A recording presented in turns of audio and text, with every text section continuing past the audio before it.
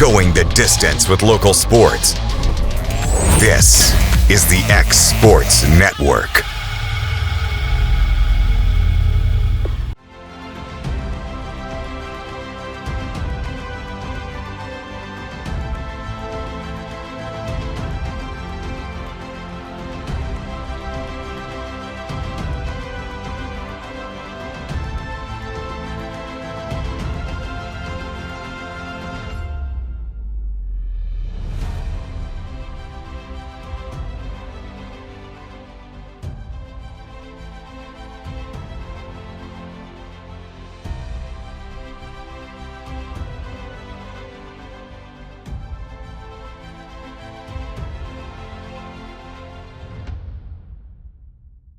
At Lawrenceburg Federal Bank, we're proud to be locally owned and operated because we're not just a bank, we're family. When you call, you'll be greeted by a friendly representative who's ready to discuss your banking needs, as well as offer our competitive rates on CDs and money market accounts. Our loan decisions are made in-house and never sold to a secondary market because our commitment is simple. You matter to us. At Lawrenceburg Federal, we offer all the conveniences of larger banks with a personal touch. Join us at Lawrenceburg Federal Bank, where community, trust, and service come together. LUS is committed to our customers, from providing and maintaining energy-efficient utility services to friendly, helpful customer service. LUS is there. At LUS, we're always challenging everything we know, every day. We strive to improve efficiency and reliability while focusing on our responsibility to our customers and the community. It's our promise to provide dependable service to our customers every time. Because we don't just work in Lawrence County, we live here too.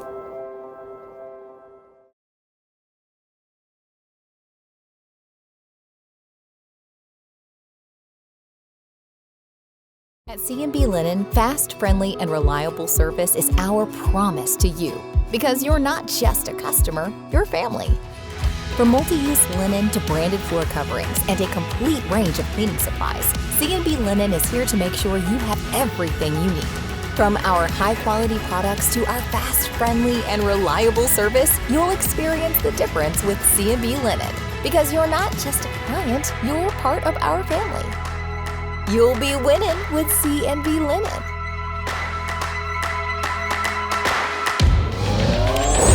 Going the distance with local sports.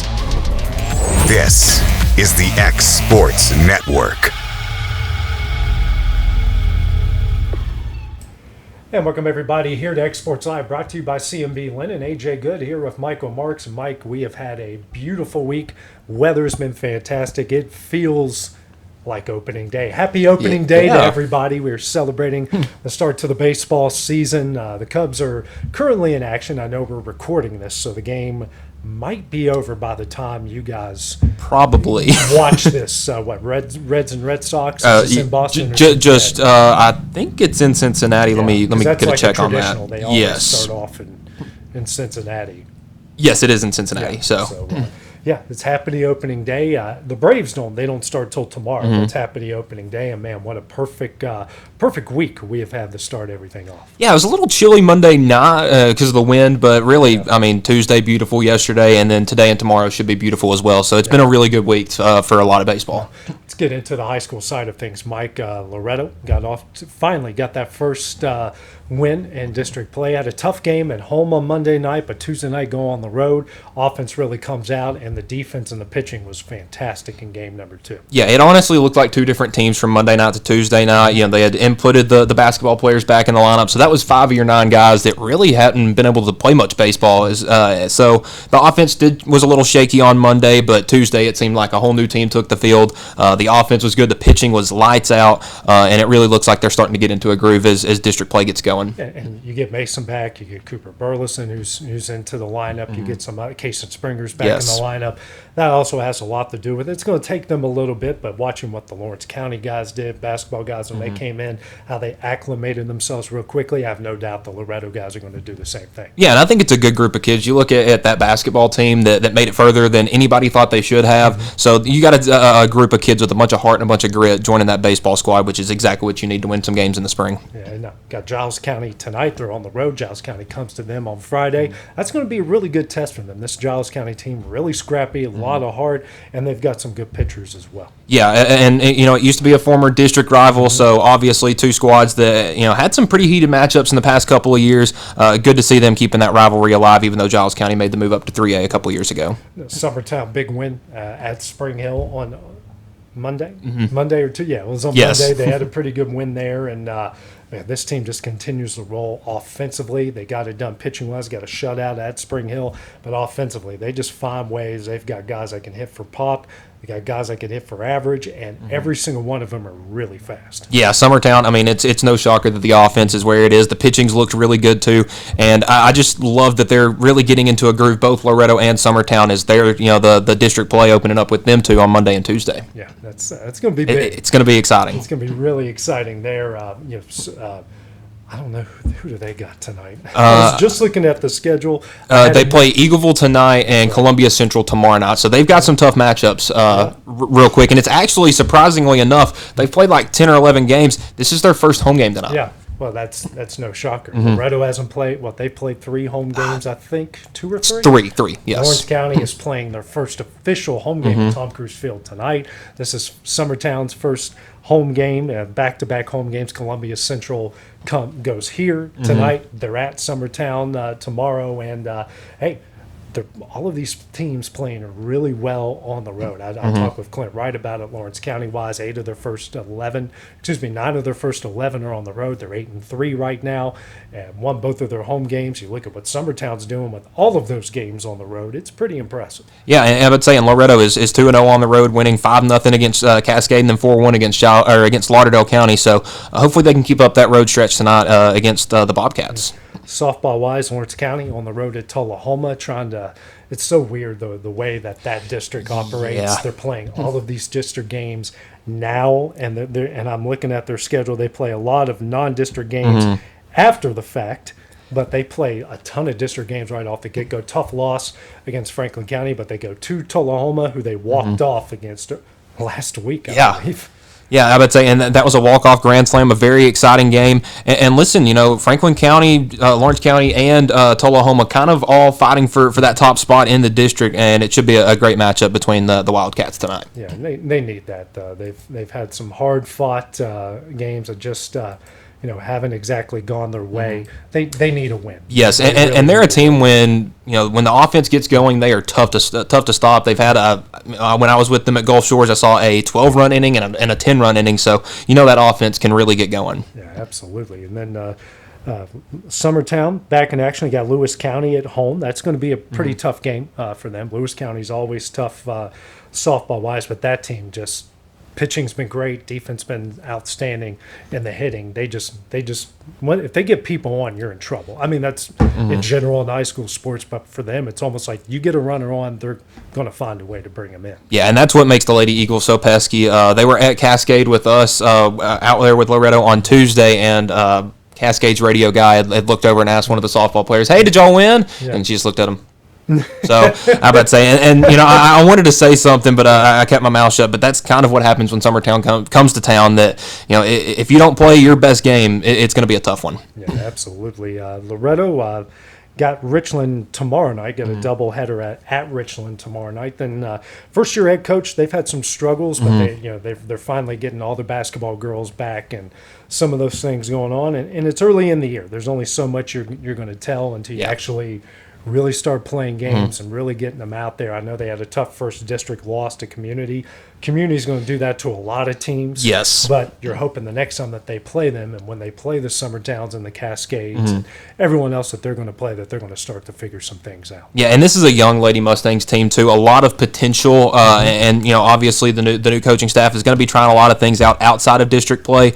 Did have that tough loss to Community, but like you said, Community is going to do that to a lot of teams this year. So just get their head rights about themselves and play a tough Richland team tomorrow night. We've got some volleyball news, fresh news actually coming out late yesterday. Madison Dinwiddie will be the new head coach of the Lady Eagles, former Lady Eagle herself.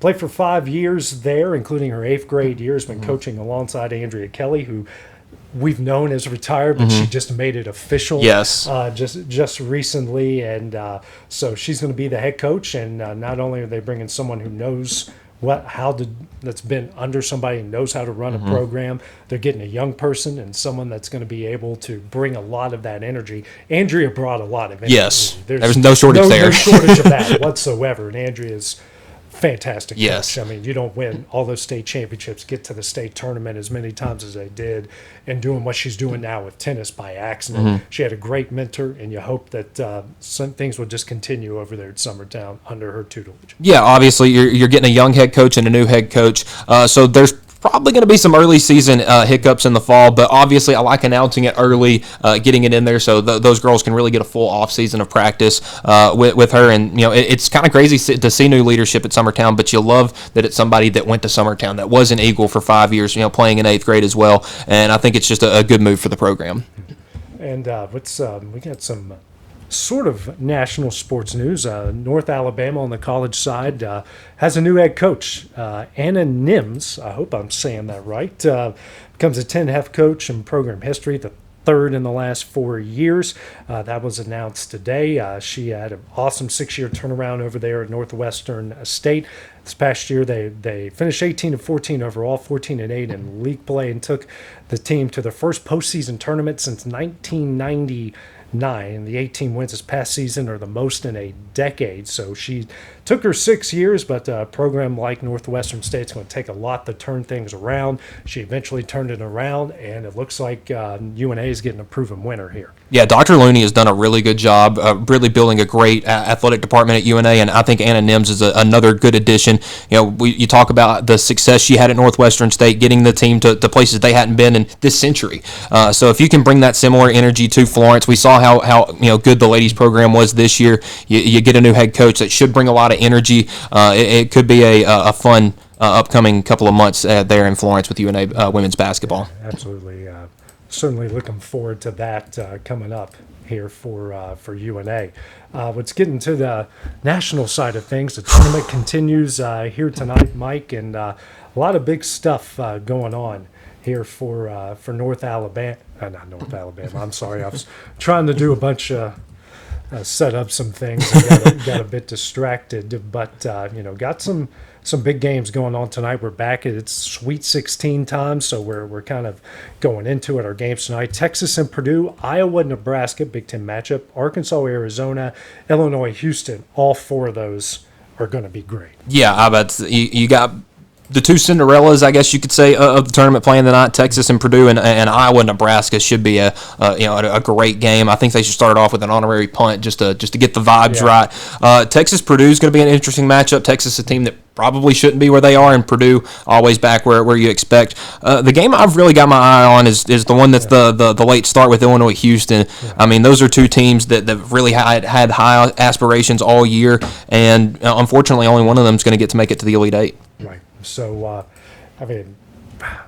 what's the one that's kind of really standing out to you, Mike? Yeah, honestly, I like the matchup of Arkansas and Arizona. I'm really high on Darius Acuff, and these are going to be 2 teams full of youth. Arizona had a really good recruiting class with Tommy Lloyd. Obviously, John Calipari is always going to bring in a good recruiting class. And there's always this narrative that young guys can't lead teams to national championships. It's not happened since 2015 with Jalil Okafor and Duke.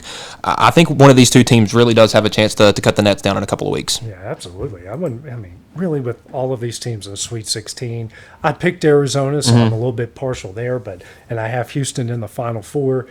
I wouldn't be surprised if any of the 8 teams playing tonight make it that far. Yeah, I wouldn't be shocked either if we see all 4 of the lower seeds win these games. Yeah. Not taking anything away from Purdue, Nebraska, Arizona, or Houston, but none of these matchups are going to be easy.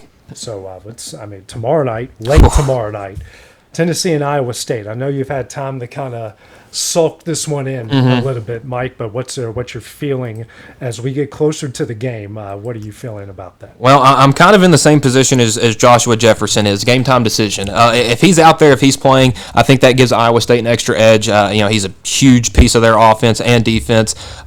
They're one of the more. This is going to be one of the bigger defensive matchups of these two teams. Obviously, top 10 defenses in the country. But I really do think that Josh Jefferson and Nate Ament are going to be the 2 wild cards in this game. If they're both able to go and play to the best of their abilities, I think Iowa State has the edge. But if Jefferson is still down, it wouldn't shock me if Tennessee is able to out-rebound Iowa State. And that's their 7 losses. All 7 of them, they have been out-rebounded. And that's something that doesn't happen a lot to the Vols. Yeah. And one thing to consider with Iowa State, you saw what they did at Kentucky. Kentucky, outside the last 5 minutes where Iowa State turned it on, Iowa State really dominated the second half. If Tennessee is going to win this game, they're going to have to at least make it even or take over in the second half. They can't have a second half collapse like we've seen them do, especially in conference play. Yeah, and honestly, both of Tennessee's second halves in the tournament haven't been great. Now, obviously, they had built up a big lead on Miami of Ohio before half, but the second half against Virginia was very, very shaky until the late free throws. So Tennessee's going to have to play a game more like they played against Houston back in Las Vegas in November. Play a complete game and get better as the game goes on. If it's one of those where they start hot and slowly kind of deteriorate off as the game goes on, this will be the last game of the season. Yeah, lots of big stuff going on there. When you look at the rest of the schedule tomorrow night, St. John's and Duke, very intriguing game. I'm really loving Michigan State and UConn. Yes. That's going to be a lot of fun. I've got Michigan State on that one. But Alabama-Michigan is really intriguing there because Alabama can put up points. I'm not fully convinced Michigan can keep up with that. And that's the big thing because Michigan relies on their big guys to do a lot of the scoring. Alabama is more of a guard-oriented team. And Alabama has really struggled against teams like Michigan that really push it on the interior. But listen, if Alabama goes 19 of 42 from 3 again, they're going to win this game. It's as simple as that. So it's going to be on Michigan, on their fast break defense to be able to contain Alabama. And they're going to have to force a lot of turnovers if they want to be able to keep up 2-point-wise with Alabama's 3-pointers. Yeah, and I hate that. This is one of the great things about college basketball. I hate that these games are so close together. Yes. If you're an SEC fan, it's great because one's at one time, one's at the other. But in general, all of us fans, I'm like, man, I really want to watch St. John's and Duke, but I'm really going to probably pay more attention to Bama and Michigan. Being in Tennessee, I'm going to pay attention to Tennessee, Iowa State, but my head's really at Michigan State and UConn. And see, funny enough, the Tennessee fan in me, if Tennessee is able to beat Iowa State, I actually favor a matchup with Michigan again. Yeah. And I would say, I mentioned it on my show yesterday, Michigan is my first traumatic basketball memory as a Tennessee fan. So they had that team with Konzo Martin back in 2013, 2014. They made the tournament as 11 seed, played in that first 4 game, made it all the way to the Sweet 16 against Michigan. Got down big in the second half, made a great comeback. And then a charge on Jarnell Stokes ended that one. Michigan lost in the next round to a Kentucky team that ended up making the national championship. So I want Michigan, if Tennessee is able to make it to the next round, kind of expel those demons and make it to the first Final Four in program history. Yeah, and Mike, it's opening day all across Major League Baseball right now. Currently, we've only got 3 games in action. The Mets are beating the Pirates. It's midway through that one. Cubs Nationals tied up at 1 in the 3rd. Again, we're recording this. Some of these games might be over. Brewers dominating the White Sox. No shock there at all. But Mike, let's kind of break down the standings and we look at things starting in the American League. Who do you think, just off the top of your head, is going to take that league?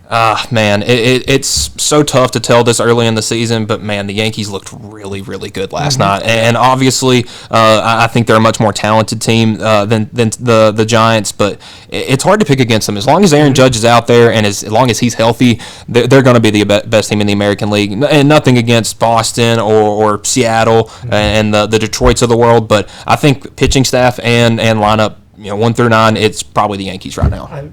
I'm thinking Toronto, Seattle, and the Detroits of the world Mm-hmm. probably going to take a small step back. Yes. That allows the Yankees, the Red Sox are, they're starting to kind of build from that really good farm system they Mm-hmm. have and turn it into something. And then you never know about Cleveland. They got a lot of good pop in the bats down there. Baltimore's dangerous. Tampa, never count them out. No, on anything. I would say the year you forget about them, they'll win 95 games and Yeah. win the division. Yeah. National League wise, obviously the favorite there is going to be the Dodgers as long as they have money and the talent that they have. Yeah, I would say it's kind of like pick second place for the National League, and that one, it's kind of a toss up because we know the Phillies are going to be the Phillies as long as Bryce Harper, as long as Zach Wheeler are on that squad. But honestly, I see the Cubs as a big threat in the National League. Everybody talks about Pittsburgh signed a lot of bats and Milwaukee. I see both of those teams taking a step back, and I think that the Central is down enough this year that the Cubs could win the division by 10 or 15 games. Yeah, I think the Brewers are going to be a little bit down. I think they just caught fool's gold last year, and give them credit. They're a really good team, and their pitching staff was incredible. But history tells you in pro sports, it's unlikely you're going to repeat that. So I think it was a little bit of fool's gold. Pirates are going to be a little bit better. Cardinals are still going to be down. This might be the worst Cardinals team we've had in years. And I saw someone the other day pick the Reds. I know the Reds pitching staff is, I'm talking that division. The Reds pitching staff is really good, but I think there's just there's too many 240, 230 hitters in that lineup. Yeah, and I think that's something that really can drag a team down in June and July. When you're out there, you have a bad stretch, you have a bad week, and then just like that, it's all over. So, I think if I'm looking for a surprising team out of the National League, I'm not sure how big of a shock it would be, but the Mets. Obviously, there's a lot of people that are high on them. Picking up Bo Bichette in the offseason, I think, really solidifies that middle infield with Lindor, and I think that they can make a big jump. We'll see how the impact of Pete Alonso moving from New York to Baltimore is going to make, but I would say, but I'm really high on the Mets this season. Yeah. Don't count out the Phillies, man. No. Good pitching. They got some good pops in some of those bats. Can't count out San Diego with the guys they got in that lineup and some of the pitching that they have. And wouldn't shock me if Arizona bounces back. Yeah, it feels like they'll always have a quiet year, and then out of nowhere they'll be back. And they have a good pitching staff. They still have Zach Gallen. We know how good he is. They have Eduardo Rodriguez. Merrill Kelly's opening the season on the IL, but he really solidifies that pitching staff as well. Braves wise, it's just all too much up in the air. You hate it that the guy who's supposed to be your DH gets popped again. Yep. Like at some point, there's got to be something in his contract where you can just cut bait with the guy. Yeah, it's a tough look, but I actually think the Braves have a lot of promise this year because it was a really down year last year. But I think down years are really good for a team like the Braves because you get to try out new pieces. You get to because you kind of throw the same team out there for 4 or 5 years in a row, and eventually it starts to fall off. Yeah. You still got Ronald Acuna, who's still one of the best players in the National League. Right. In all of baseball. You still got Michael Harris, you still got Austin Riley, Ozzie Albies, Matt Olson, Drake Baldwin I think is going to have a big year too, and as long as Chris Sale's at the top of that pitching rotation, Atlanta's going to be good. Big thing though, Acuna's got to be healthy. Yes. And history tells you that's probably not going to happen. Yeah. I would say there's no nice way to say it. He has become really injury prone since that torn ACL a couple of years ago, and the Braves are a different team without him. And obviously they won the World Series without him, but you can tell since then it has been kind of a slow decline anytime he's not in the lineup. Yeah. If he's in the lineup, I like your chances. If he's not. Because he's a power bat that bats close to 300 on the season. Yeah. That is something that not a lot of players in baseball can replicate today. And I want to see more growth, maturity wise out of him, and we just really haven't seen that. I'm open to it. I live with Braves fans, so they're happy. I'm happy. I'm always happy. Secretly as a Cubs fan that loves to watch their demise from time to time. But that's just me. I'm not wishing for it. I think having the managerial changes could be a big spark for them because that kind of goes on with the throwing the same team out there every day, having the same manager every year. Right. You got to play 162 games, and that can get a little tough when it's repetitive every day. Yeah, absolutely. Well, Mike, kind of an abbreviated version. You got places to go. I got places to go. Big games tonight, all across. Looking forward to opening night over here, the new Yes. turf, the new lights over at the Ralph should be a good game against Columbia Central. I would say that should be a ton of fun for you tonight. Obviously getting to open the new field, the new turf, the new lights. Yeah. That's going to be super exciting. Go to Historic Field. I love that place in Pulaski. It's one of my favorite ballparks in the area. Yeah, and you got two former district rivals going head to head, and obviously there's still players on both teams that were from when they were district rivals, so it should be a great matchup. Yeah, absolutely. So, Mike, we'll be back at it tomorrow. But for now, for Michael Marks, I'm AJ Good. This is Exports Live, brought to you by C&B Linen. Going the distance with local sports. This is the X Sports Network.